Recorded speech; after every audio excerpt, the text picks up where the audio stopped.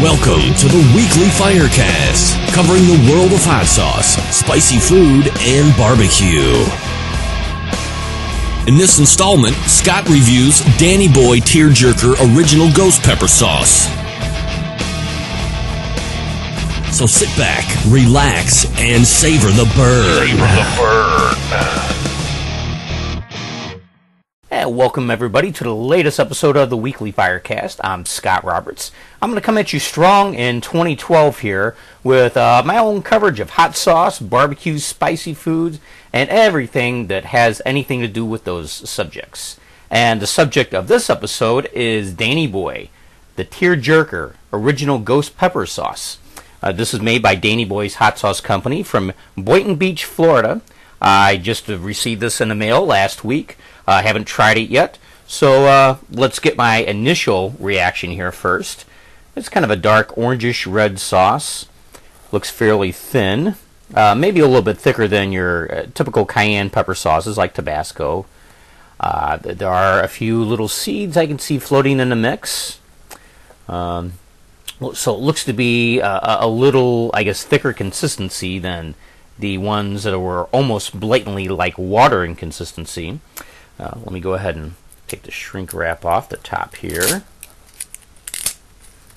All right, give it a little shake, as you should all hot sauces when you don't use them for a while.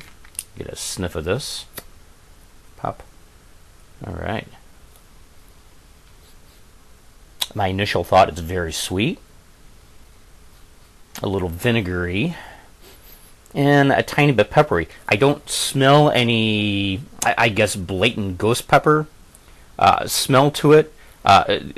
Ghost peppers, aka Buchalokia, have kind of a distinctive, really fruity, almost like a citrusy scent and flavor as well. I know a lot of companies use smoked Buchalokias because that's basically all they can get their hands on in dried or powdered form. There's no smokiness to the scent at all. So let me see what the actual taste is like. Put some on my review spoon. That's a little thicker than I anticipated. Nice thickness. I kind of like this here. Gonna show you in front of the camera there. I don't want to drip it all over the desk here. So, cheers.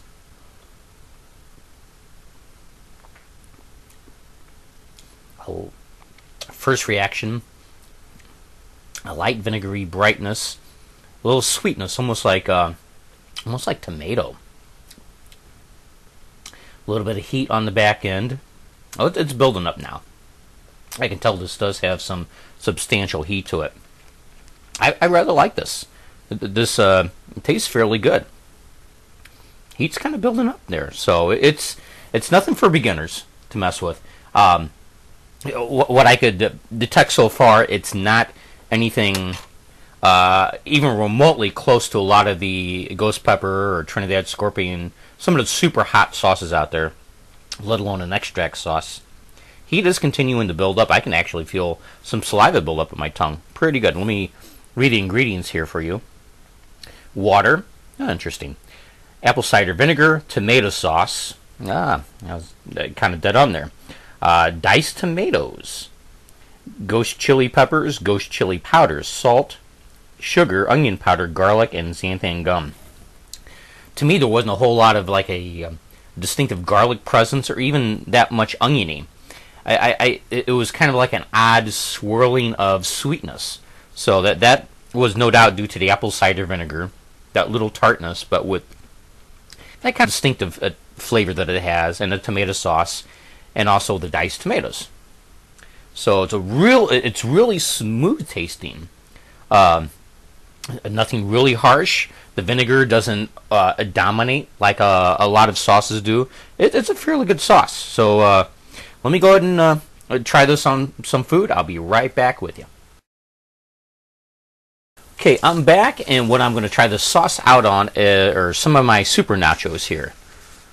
A big old plate here, delicious dinner.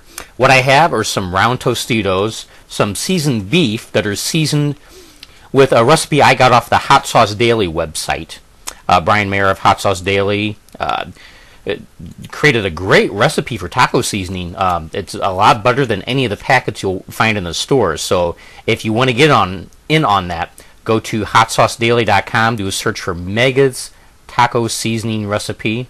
I don't know the exact name of the recipe, but it's great stuff, and I use that from now on to season my ground beef with. I have some shredded cheddar cheese, I have some lettuce, and some tomato on there. And now I'm going to put some of the Danny Boy Tearjerker original ghost pepper sauce on there. I'm going to show you how much I'm going to splash on there. Quite a bit. Let's put it all over the place here. Get it nice and coated. Alright.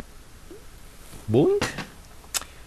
Okay, this is totally a hands-on kind of food here. Get a little bit of lettuce, tomato, a lot of ground beef and cheese on that, with a good deal of the hot sauce. So, let me see how it tastes.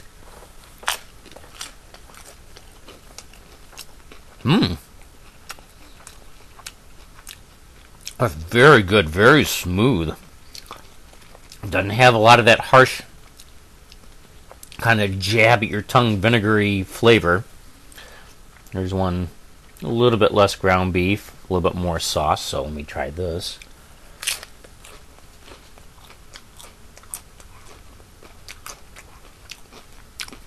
I'm impressed. I like this a lot. Again, the word for this stuff is smooth. It's Danny Boy hot sauces have created something that's not harsh at all. It does have a little tartness from the vinegar, a great deal of the heat from the bucciolotti. Not a lot of the distinctive flavor, but a heat. But he's able to make it taste smooth with just a touch of sweetness. It all coalesces very, very good. I'm on a borderline as far as an overall rating for this. But let me just give you my initial reaction. A 4 out of 5. It's good stuff. I like this. I would definitely use this again. His website is DannyBoyHotSauceCo.com. So I'll put that at the bottom of the screen. If you're interested, go look at that website. But big thumbs up for me on this. Good heat, and if you're a chili head and I would say if you love things with a lot of burn, but something, I think this would have great versatility on a number of things. This would be a good table sauce for chili heads. If you can't take a lot of the heat, then this may be a little bit too hot for you. You might want to try something else. But big thumbs up for me. I like this stuff. So I definitely would recommend this. So anyway, thanks everybody for watching. I appreciate all the input and all the comments and compliments you guys have given me over the years. I do this all for you guys, and I appreciate everything, all the love and support, and even the constructive criticism. So anyway, this is Scott Roberts signing out. Remember, keep it burning.